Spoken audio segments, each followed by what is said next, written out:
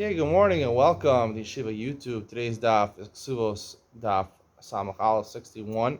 We have a great share for you today. We're going to talk about obligations, 7 obligations, maybe some other small obligations that a woman has to her husband.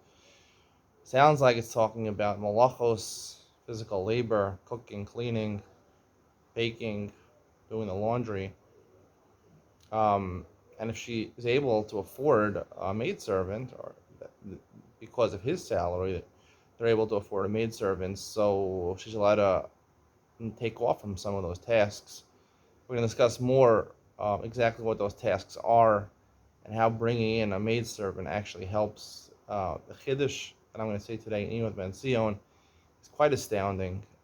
It's worth listening to because it might be the most controversial Ian with Ben Sion to date. There have been a lot of controversial ones. This, by far, will be the most controversial. It'll flip the whole sugi on its head. Let's get into it. Samach Hamad Beis. 4 lines from the bottom, the 2 dots. A woman and man who have relations next to a millstone. I don't know if you can take this at face value. They're going to have children that are epileptic. The mishpsha al ara, if they prefer to do it on the ground. Havalu b'nei shmute darka, they're going to have kids with long necks. Al rama de chamra, they do it next to a barrel of wine. Havalu b'nei girdani. Actually, they say a woman who treads on the excrement of a donkey. I don't know. Chamra also means wine. They're going to have children who lose their hair. The achla chardla, she eats mustard. A woman, havule b'nei zilzalani. You'll have children that are gluttons. They eat a lot because they always want mustard with their food. The achla tichli, she eats cress. Havule b'nei dulpi. She'll have children that with teary eyes. The achla munini, she eats small fish. Havule b'nei mitzitziena. Their eyes will constantly be fluttering. The achla gergushta, she eats dirt. Havle b'nei mechuri, she'll have ugly kids, right? Because, kids that look like dirt are pretty ugly. The shasya shichra, a woman who drinks beer, she likes her Stella Artois beer. Havle b'nei uchme, she'll have dark children, if you like dark skin. Some people actually look better in dark skin. So, the achla bisra v'shasya chamra, she eats good, nice meat, steaks, and she drinks fine wines. Havule b'nei bari, she's going to have healthy children, good-looking children. So that's why it's worth it to feed your wife and to have for dinner expensive food because it'll show up in the children. The achla bei, if she eats eggs, havule b'nei einini, she'll have children with large eyes. The achla kvari, she eats regular fish, not small fish, not sardines. She's eating salmon. Havule b'nei chinini, she has children that are charming, right? The achla karpasa, she eats karpas, I don't know, celery. Havule b'nei zivtuni, she'll have radiant children. The achla kusparta, she eats coriander. Havulu b'nei bisrani, she'll have fat children. The achla esroga, she eats, it's regular for her to eat esrog jelly. Havulu b'nei reichani, her children are going to smell. It'll smell good or smell bad. Seemingly it'll smell good. Barte de Shor Malka, the daughter of Shapur, who was a king of Persia. Achla ba'ima esroga, the mother was used to eating esrog jelly. When they wanted to give the father, the king, nice things to smell, first they gave him his daughter, and she smelled really good. Amar Rav Huna, Badaklan Rav Huna. Rav Huna says, Bar Chinina, Rav Huna says, our teacher, Rav Huna Bar Chinina, was testing us. He was using a faher. He was giving us a test to see if we knew the halacha. He omeres lahanik, omer shelo lahanik. Right? We said one of the obligations the woman has to her husband is to breastfeed. So she says she wants to breastfeed, and he says, "No, I don't want you to breastfeed." Shomin la sara didahu. Right? It's painful for her not to breastfeed, right? Because to wean, eventually when you have a child, so the breasts eventually fill up with milk. It's painful not to nurse the child. Talk more about this. I'm explaining lahanik, basically the simple explanation of the malachos in the Mishnah. And I'm going to say a radically different version. Homer lahanik, v'homer shlo lahanik. Shomala, sorry, Hu Omer Lahanik. He says, I want you to breastfeed. He Omer Shalo Lahanik. She says, I don't want to breastfeed. Mahu, Kol Heicha Dalav Orcha Shomala. Right?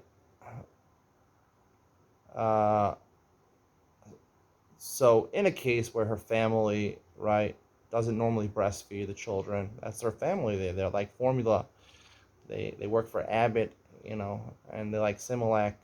So her family is not accustomed to doing Showman law because she always gets the best of both worlds, the best of her husband and the best from her family. So at least from her family, she gets that status quo. He orchav hulav orche. She is accustomed to breastfeeding, and his family, they're mifunakim. They only use formula. They don't breastfeed. My basar dide azlina and go basar him, and she has the right to forego breastfeeding. Oh basar dida azlina, you go after her family, and her family was regularly best breastfeeds.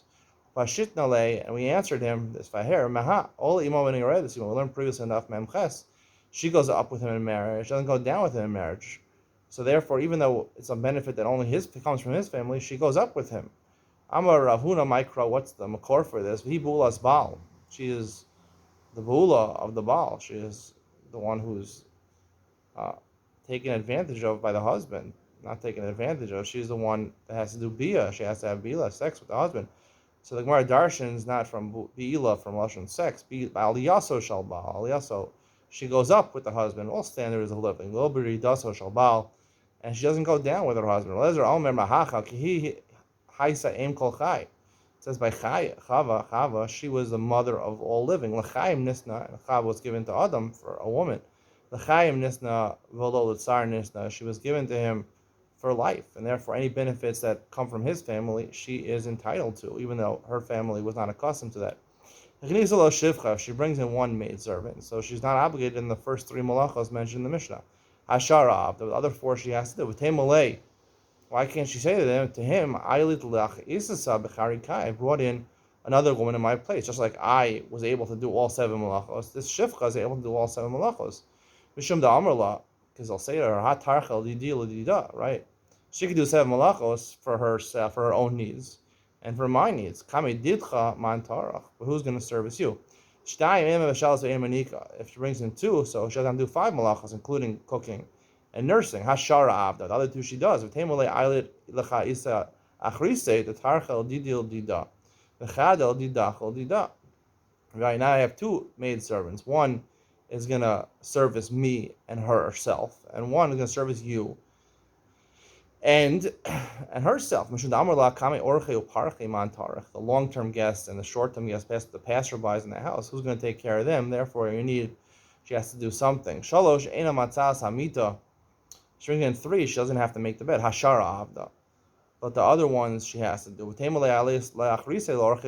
brought you a third one to take care of the guests. Mishum damarla nafish b'nei besa nafish orchi or parchi. Right? We have now three women in here, three more women in your house. You got a wife and you got three maidservants. There's going to be a lot of passerby. People have a lot of family. They're going to come into the house. So you need a fourth one. You have four, so you need more family. Arba came on the nefishalu. Messiah Adadi, since there's four maidservants and one wife, they all help out each other. So the four are enough. So if you want to have a household where women take care of everything, have four women in your house, one wife. She doesn't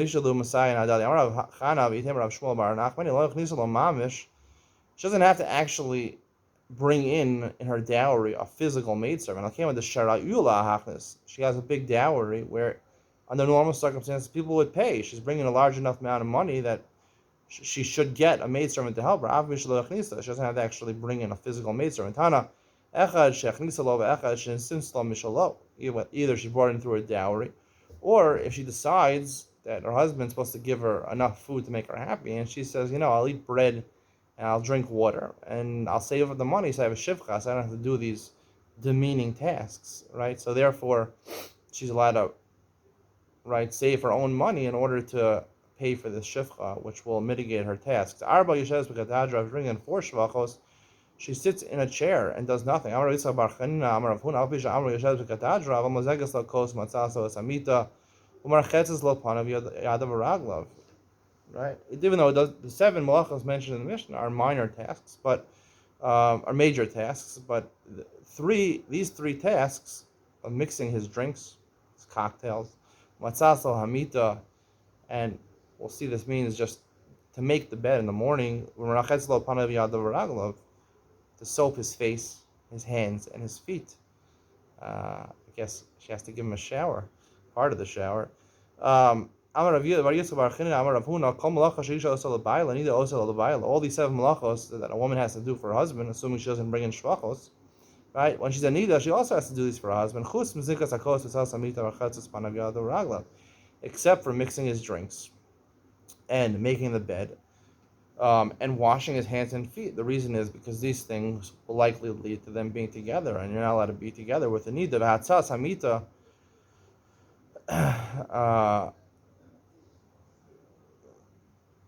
Amar Rava lo Amar Ela b'fanav. We only said these three things that she's not allowed to do in front of him. Al shalom b'fanav. V'hatzas hamita. In terms of the one thing I'm making his bed, that we only said in front of him. Aval shalom b'fanav leisan ba. If he's not in the room, she could make his bed because that won't lead to intimacy. U'mzigas hakos. She can't make drinks. She has to make drinks. Shul l'chafalei to be tower, and when she's in nida, she can't make the drinks. His wife found a way around it. Right? She mixed it with her left hand. She mixed the drink instead of with her right hand. She mixed it with her left hand. That's a siman. So therefore, they shouldn't come to intimacy. She also mixed the drinks. She put it on top of a jug or a jar. Her wife put it on a pillow. Rav Papa's wife put it on a stool. Now, I was going to talk about this Gemara in Iyun Ben Sion, the previous Gemara I just read, about what the Shinuyim, right, their wives wanted to get around. They wanted, as a nida, to help out their husbands, so they would do mezigas hakos. They would mix their cocktail drinks, but they would do it with the Shinui. Either they would do it with their left hand, or they would put it not directly on the table in front of them. They would put it on a stool or on a pillow or something like that. So therefore, there's a hecker, there's distinction. They should know that she's a nida and stay away from her. There's a Tosos here which brings Machzor Vitri, which was written by Rashi. It says from Rashi that he was careful not to pass anything from the hands of, even from his hands to her hands. Now, Mazigas Hakos is where she's passing the drink. She's mixing it and passing it to him, if you assume Mazigas Hakos means passing it to him. But she's mixing the drink and passing it to him. So Rashi says a big chumrah over here, maybe the biggest chumrah I've ever seen. He says over here that you can't. He was careful, Rashi, not to give even a key from his hand to his wife's hand. A key has nothing to do with leading a sensual thing, leading to intercourse. A cocktail drink, to wash his body, to make his bed in front of him. Those things will remind him of being together with his wife. Even to pass a key to open the car or to open the front door. Not only, right, the Gemara only says she can't do it for her. Now, I know I'm familiar with the fact from Hilchos Nida that I learned before I got married, that also apparently somewhere the Rabbanim decided that the man can't do these things for her. And then Rashi extended that not only he can't do these things for her, including passing her a drink, he can't pass anything from his hand to her hand, a kol shekein her hand to his hand. This is, I think, the biggest chumrah, and I'm sick of it. Honestly, I haven't gotten into Even HaEzer where they talk more about the practicalities of halacha. It's not in Even HaEzer. It's in Yoreh Deah and Hilchos Nida, where the chumrah is the rabbanan they make, and they include this halacha, and it's universally accepted as halacha. This Machzor Vitri, despite the fact that Tosas brings it and completely debunks it and disproves it. The Gemara clearly says mezigas hakos, and you're extending that to passing anything, and even from him to her. I mean, there's chumrah al pi chumrah, where mezigas hakos has nothing to do with passing things, right? Tosas debunks this and disproves Rashi in every possible way, and somehow this has still made it into practical Haredi culture and practice. I don't know if modern people follow these halachas, but I was taught that this is Yarig Val Yavor almost, This is crazy. I'm sorry. Unfortunately, people, and you can't even pass a baby. This is where it really gets me upset, is because based on this halacha, a husband and wife can't pass the baby. When she's a nida, you can't pass the baby to her, and she can't pass the baby to you, even if you don't touch each other. I mean, oftentimes it ends in cases where it's like you're sakanas nefashos for the child. You're putting him. You have to pass it to him. There's nowhere to put the baby down. Either it makes you look really weird. The husband's right next to you, and you walk across the room, give it to a different person. The other person will give it to you. That looks really strange. It makes you look really weird. Or it's like kind of you put the baby down, like, I don't know, on like an unstable place where the baby could fall off, just so you can this halacha. I am very upset at this halacha. I'm sorry. Forgive me if I say that. I'm not a rabbi and I can't pass him, but based on the Gemara and when I see this is where it comes from. This Rashi and Tosos completely disproves Rashi. There's no indication at all these chumras that Rashi passing a key from his hand to her hand. I'm sorry. You know what? I've even seen in Haredi culture where it's not just husband and wife. Now, anyone who's a man and a woman can't pass. And some people are machmir. A man and a woman, Hasidish people also. A man should never pass anything to a woman. A woman should never pass anything to a man. Where was it? Oh, yeah. I think, my sister-in-law had to give something to a rabbi in a car or something like that. A big rabbi. I'm not going to say his name in Yerushalayim. My brother-in-law was driving around, and, instead, he didn't want to accept it from. I think she tried to, or she knew not to give it to his hand. He was right next to her, and she, instead of passing it to the rabbi who was supposed to be given to, she passed it over him to the driver, just so because he wouldn't take anything from her hand, even though she wasn't even married at that time. She wasn't a married woman, Ish. It is out of hand. It is grossly out of hand, and something has to be done about this. I don't know. I'm just venting over here, but I'm sorry. I'm very upset with halacha, and because I'm Haredi and I'm not a rabbi, and even if I was a rabbi, they wouldn't qualify me as a real rabbi because I say controversial things that are against Das Torah. So forget about it. But I'm upset that I have to follow this halacha, but I do because my marriage hinges on it. So anyway, so the Gemara says. Let's continue. Another halacha. There's nothing to do with what we're talking about. Right? When you have waiters serving you at a meal or something like that, the likelihood is you're serving good food. The waiters want to eat. So you're allowed to not say the waiter's allowed to taste from the food, except from wine and meat, that you have to let them taste. It's not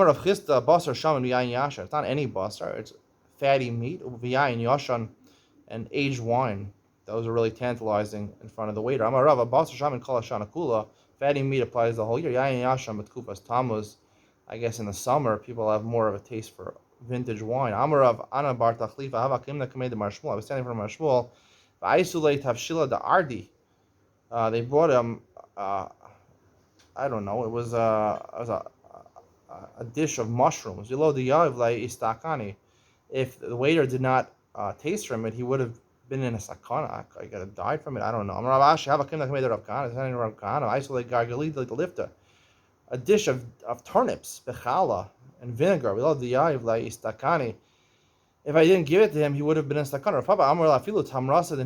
Even types of dates. Klala de milsa, called islay reicha, islay kiyua, the types of food that you have to give to him. That's a sakana nafash he doesn't get. If it has a sharp smell or a sharp taste, a pungent taste, so then if it has both of them, or either one, so you have to give it to them. One of them, even though the Gemara says you don't have to, his minhag was to give him every dish the waiter brought out. He allowed him to taste from everyone. One allowed him to taste from one dish. The one who was pious, Eliyahu spoke to him, or thought Eliyahu spoke to him. The one who was only a little machmir, because you don't have to give him only wine and meat, you have to give him. And he was only a little machmir, Eliyahu wouldn't even speak with him. Hanu Tarti and Chasidi, there were two Chasidim, a Belzer Chas and a Ger Chas. Amalei Rav Mario Pinchas, some say, was it a Mario and Pinchas, Bnei Rav Chisda, the sons of Rav Chisda, Mar Kadim Safi, Mar Ma'achar Safi. Both of them were machmir to give from every dish. But one gave him before he brought it out, one gave him after he brought it out. Safi, the Kadim Safi Eliyahu Mishai Hade. Eliyahu apparently talked with the person who gave it before. The Machar Safi Lo Mishai Eliyahu Bade. Eliyahu would not talk to the person who was not Machmer like this and didn't give it. He only gave it after he brought out the food. All these three Rabbanim were sitting in front of the king, the palace of one of these Persian kings, Azdor. Khalif Azal Atrungda the Malka.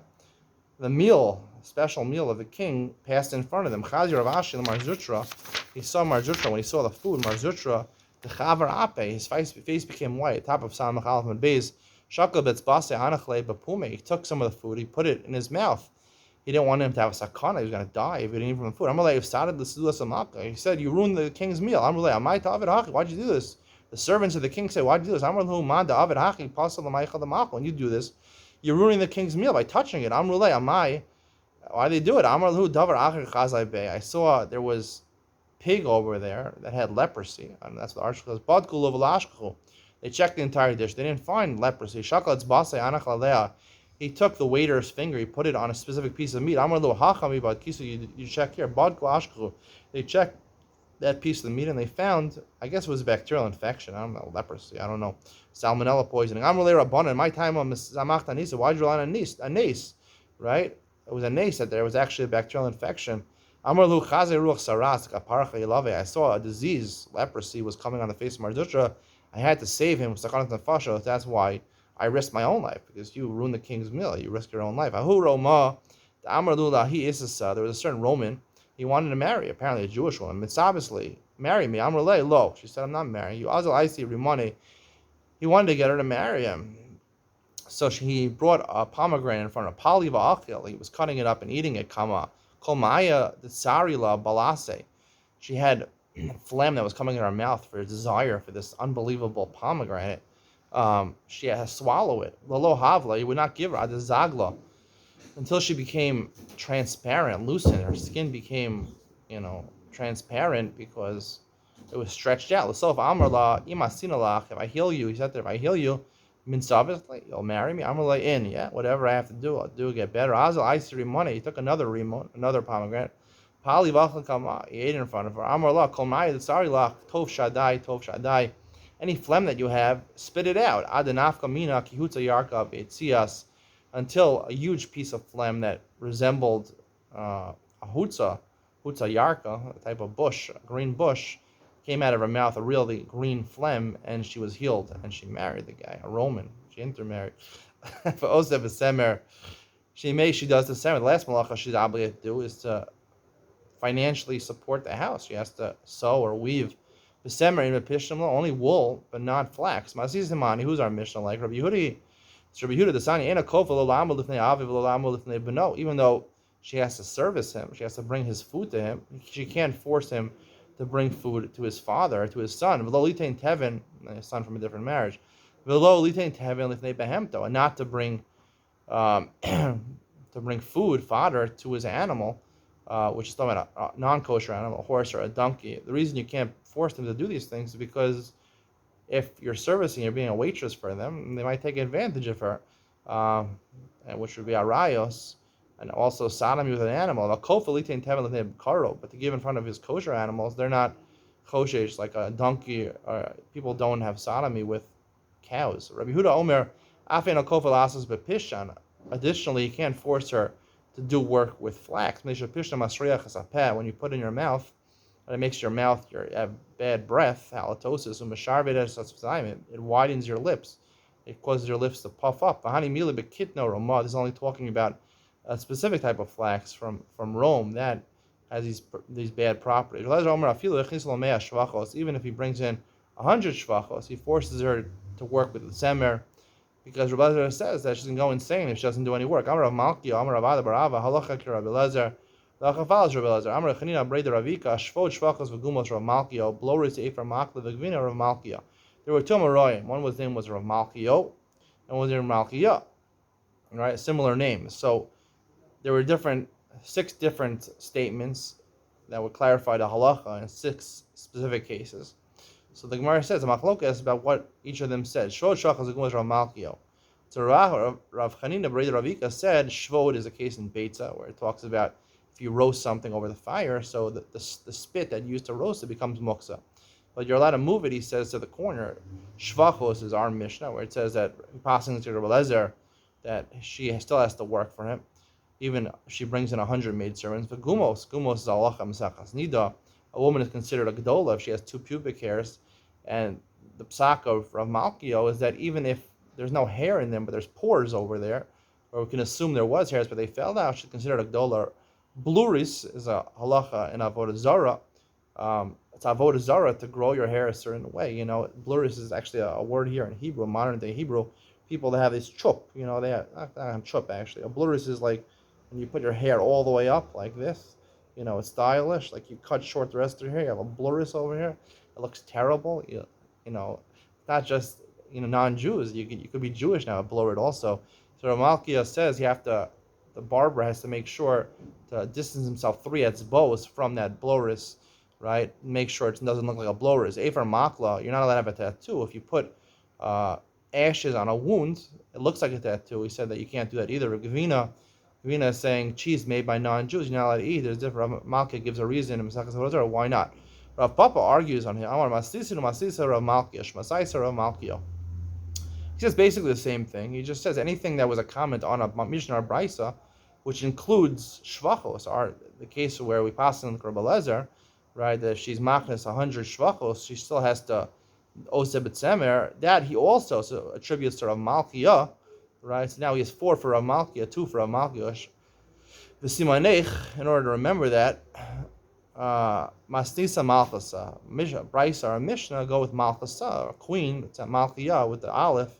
Sounds like a queen. So therefore, our Mishnah, Shvachos, is also going on a Mishnah. What's the practical difference in them? Shvachos, that's the nafkamina, whether Shvachos is attributed to Rav Malchia or Malchia, or Shingalil Omer.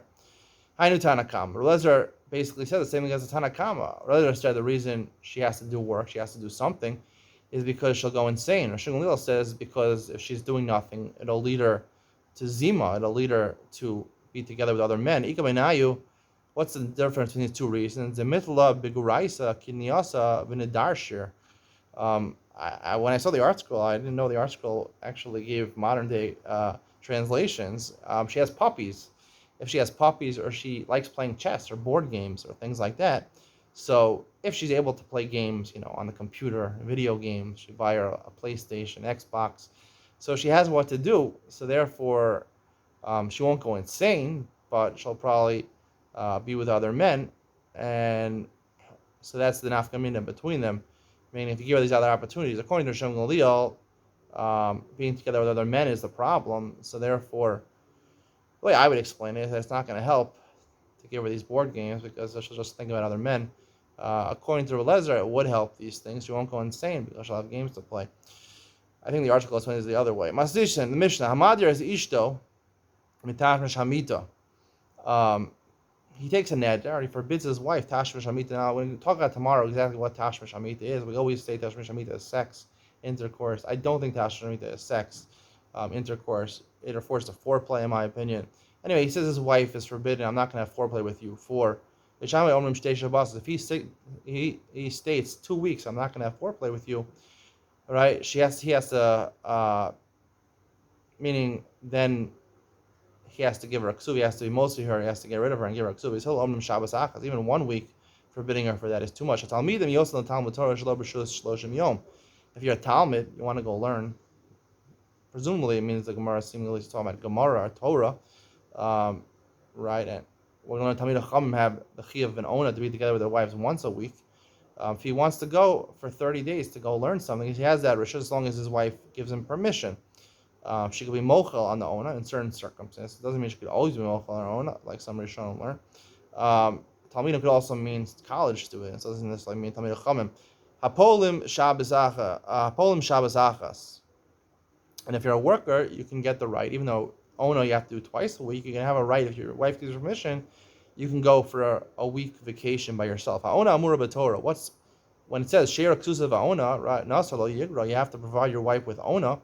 Right? What is it? How often you have to be with your wife? Amura b'Torah. Ha'Tailanin b'chol yom. If you're a Thailand, you have no real job. You stroll around in the park. You have a lot of strength. You're supposed to do it every day. Apolim shtayim b'Shabbos. You're a worker. you're a contractor, you're a lawyer, a doctor, I don't know, twice a week. A chamorim, acha b'Shabbos, let's say you're a donkey driver. One time a Shabbos, like a molim, you drive camels, acha shel shem yom, you're away 30 days, you take people on camel rides. It's fun, you take people on boat rides, acha shisha chadashim, or you're a person who goes on ship to travel the seven seas. Your job is in shipping, so you're only home once every 6 months. Divir Rebbe Lezer, that's the opinion of Rebbe Lezer.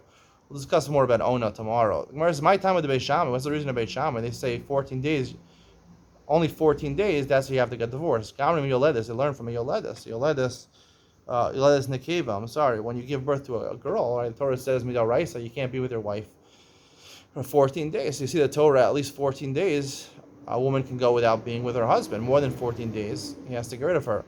They learn from Yoledis Zachar, when you have a boy, only 7 days. The fact that the Torah understands that if you have a girl, right, the wife is also for 14 days. So you see the wife can go 14 days. So the Gemara is Gamri Lahachinam. You're right, the Gemara can see, yes, we really learn, if Beis Hillel would learn from Yoledis, they would also agree 14 days. Al Beis Hillel Minida Gamri La. They learn it from a Nida, right? A Nida is only also for 7 days according to the Torah. Just wait 7 days. She doesn't have to wait 7 clean days. That's a Chumrah later on, Chumrah by the Bnos Yisrael, not even the Rabbanan. And Michael Mifki, what's Machlokas? Marsavar Midi the Shchiach, Midi the Shchiach. Right? You learn something commonplace, right? She's a Nida is commonplace. So therefore you learn from Nida. Marsavar Midi Hu Garim La, Midi Hu Garim La. The other Beis Shammai says you learn it from giving birth to a nekeva. He caused her to give birth. It was his participation which caused her to give birth. So therefore, by a neder, he was gorem la. And Beis Hillel says shchiach nedarim are shchiach sometimes. So you learn that from nida. Amar Machlokas and Mefarish. Rav says Machlokas Beis Shammai Beis Hillel is when he specifies. He says I'm not going to have tash shamita for 14 days or 7 days. Aval b'stam. If he just says I'm not going to tash shamita with you, he doesn't give a deadline. Everyone has to be doing ksuva. He has to get rid of her, divorce her right away, and give her ksuva. Shmuel Amar Afilu B'Stam, even if he said, "I'm not going to give you Tash Shamita," he didn't specify how much time. Yamtin, you can wait 2 weeks according to Beis Shammai, and a week according to Beis Hillel. Shema Yimza Pesach L'Nidra, maybe Al Mata the Nether before that. Hapligi B'Chad Zimna.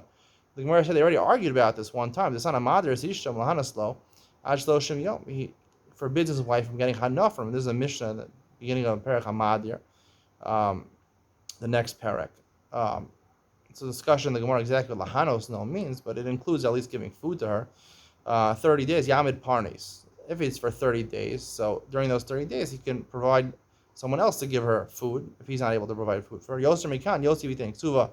If he gives a neder that she can't benefit from him for more than 30 days, he has to get a Ksuva. He has to divorce her and get a Ksuva. Rav Loshanu Elam Mefarish. Rav says halach only applies if he says 30 days. Aval Bastam Yotzi La'al to be Ksuva. He just unspecified amount of time. He has to give her a Ksuva and divorce right away. Shmuel Amar Afilu Bastam Nami Yamtim Shema Yimsa Pesach. And Shmuel says, no, you have until 30 days. Maybe you'll be mater neder. Sricha. You need to say this about Rav and Shmuel in both cases. They had Mar Baha. Rav only said it over there. Mishum Delo Efshar B'Parnes. Over here, sorry. Mishum Delo Efshar B'Parnes. Right? When it comes to Tasha Shamita, where you're giving foreplay, you're not supposed to have another man be together with your wife. So therefore, it's either 7 days or 14 days. Over here, after a parnes, Shmuel. Maybe he would agree to Shmuel that you wait till 30 days until, right, there's more to matter than nether because it's not so, because you can technically survive with the food that the other person is providing her. If he said it only in Perek HaMadar, Shmuel says only over there, that if he doesn't specify, you get 30 days, because he can do a parnes. But over here, maybe he's moded to Rav. Even over here, he says you give her either 2 weeks or 1 week, maybe even if you're stam, if you don't specify, because maybe I'll match the nether. Stay tuned for a very controversial Enoch Ben Sion. We'll talk about the malachos, the 7 big malachos that a wife has to do for her husband. What exactly are they? And where in the Ksuva, or how do we know that a woman is obligated to do these things for her husband? See you in Enoch Ben Sion coming up next.